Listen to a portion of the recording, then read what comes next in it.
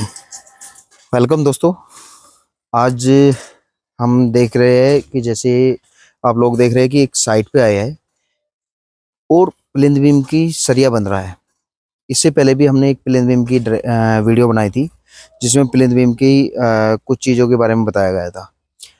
आज हम आपको प्लिंथ बीम के जो मेन पॉइंट ध्यान रखने होते हैं, जो ज़रूरी बातें हैं प्लिंथ बीम के सरिये बांधने में या फिर उसकी शटरिंग करने में या फिर उसकी कास्टिंग करने में, जिन मेन बातों का ध्यान रखा जाता है, आप आज हम उन्हीं सभी पॉइंटों के बारे में बात करेंगे। तो चलिए दोस्तों, आज अब दिखाते हैं हम आपको कि प्लिंथ बीम में किन किन बातों का ध्यान रखा जाता है। सबसे पहले आप देखिए, जो ये प्लिंथ बीम का सरिया बंधा है। अब प्लिंथ बीम के सरिये में किन किन मेन बातों का ध्यान रखना चाहिए। तो पॉइंट नंबर 1, जो आप यहाँ देख रहे हैं सरिया, ये पास में है। फिर आप थोड़ा आगे बढ़ेंगे तो स्पेसिंग दूर दूर की हो जाती है, फिर पास में रिंग हो जाएगा। तो इसके ये सबसे पहला जो पॉइंट है हमारा, रिंग की स्पेसिंग। रिंग की स्पेसिंग जो रखनी होती है एज पर स्ट्रक्चर ड्राइंग, हमें रिंग की स्पेसिंग रखनी चाहिए। काफ़ी लोग क्या करते हैं कि आपका जो रिंग है बराबर दूरी पे रखते चल जाते हैं, और उससे क्या होता है कि जब हमारा जो ज़्यादा लोड पड़ता है या बेंडिंग मोमेंट वगैरह जो भी आता है आपका लोड, तो वो जहाँ पे हमारा जॉइंट होता है जॉइंट के पास ज़्यादा आता है। इसीलिए जॉइंट के पास में आप देखेंगे L/4 से आपका 4-4 इंच, फिर बीच में 8-8 इंच, फिर उसके बाद 4-4 इंच। तो रिंग की स्पेसिंग ये बहुत ज़रूरी होती है, ये एज पर स्ट्रक्चर ड्राइंग ही रखनी चाहिए। दूसरा पॉइंट है, जो आपका प्लिंथ बीम की या कोई भी छत की ड्राइंग हो, स्ट्रक्चर इंजीनियर से ज़रूर डिज़ाइन करवाए। ऐसा नहीं है कि आपने अपने मन से कुछ भी सरिया डाल दिया, और जैसे ऑल थ्रू सभी जगह क्या करते हैं कि सरिया एक जैसा डाल देते हैं, तो वो एक जैसा सरिया नहीं यूज करना चाहिए। जो भी आपका स्ट्रक्चर इंजीनियर है उससे पूरी ड्राइंग रेडी करवाइए और फिर एज पर ड्राइंग रेडी करवाइए, सरिया बांधिए। जैसे आप देखेंगे अलग अलग बीम में अलग अलग सरिया बंधा हुआ है। किसी में आपके 5 सरिये होंगे, जैसे आप इसमें देखेंगे, इसमें नीचे 3 सरिये 16 के हैं और ऊपर में आके 2 सरिये 16 के और एक 12 का है।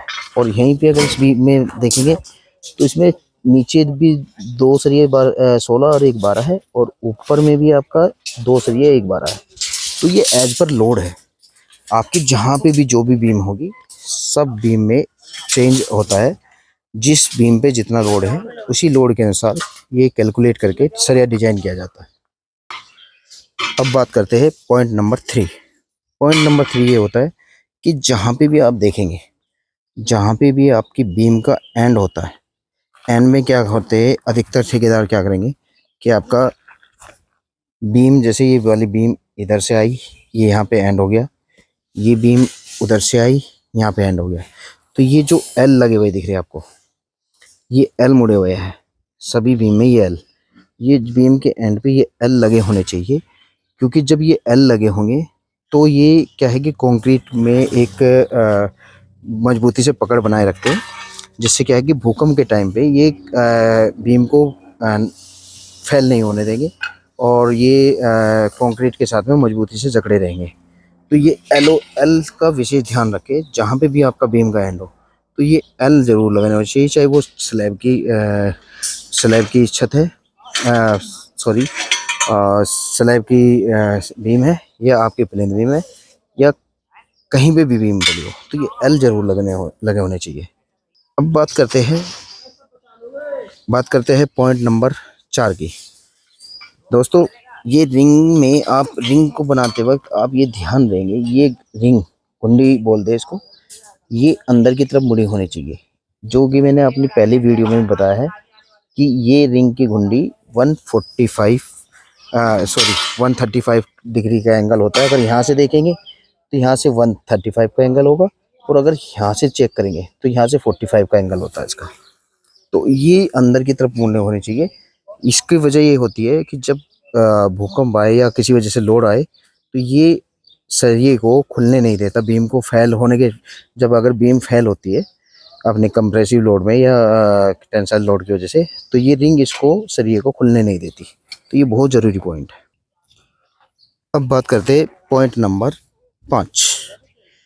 जब हमारा बीम कास्टिंग से पहले इसमें क्या होना चाहिए कि जो नीचे सरफेस है आपकी, नीचे भी कवर ब्लॉक लगना चाहिए, साइड जो लगती है हमारी शटरिंग की साइड होगी उसमें भी कवर ब्लॉक लगाना चाहिए। काफ़ी लोग क्या करते हैं कि कवर ब्लॉक का ध्यान रखते ही नहीं। जैसे आप देखेंगे यहाँ पे आपकी बीम की शटरिंग हो रही है, और शटरिंग में अधिकतर लोग क्या करते हैं कि अगर आप ध्यान से देखेंगे इसके नीचे कवर ब्लॉक अभी नहीं लगे हैं और साइडों में भी कवर ब्लॉक नहीं लगे हैं। तो ये साइडों में कवर ब्लॉक भी लगे होने चाहिए और नीचे से आपका कवर ब्लॉक भी लगाना चाहिए, जिससे कंक्रीट को प्रॉपर कवर मिल जाए। अब बात करते हैं पॉइंट नंबर 6 की। जितनी भी हमारी शटरिंग है, शटरिंग को यूज करने से पहले उसमें अपना शटरिंग ऑयल लगा होना चाहिए, जिससे क्या है कि आपकी कंक्रीट की फिनिशिंग प्रॉपर आ सके। तो इन चीज़ों को विशेष ध्यान रखा जाना चाहिए कि शटरिंग ऑयल ज़रूर लगा होना चाहिए।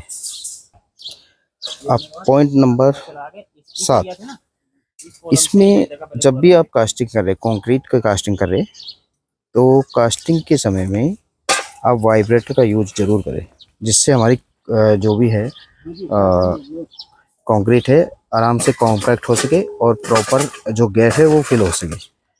अब बात करते हैं पॉइंट नंबर 8 की।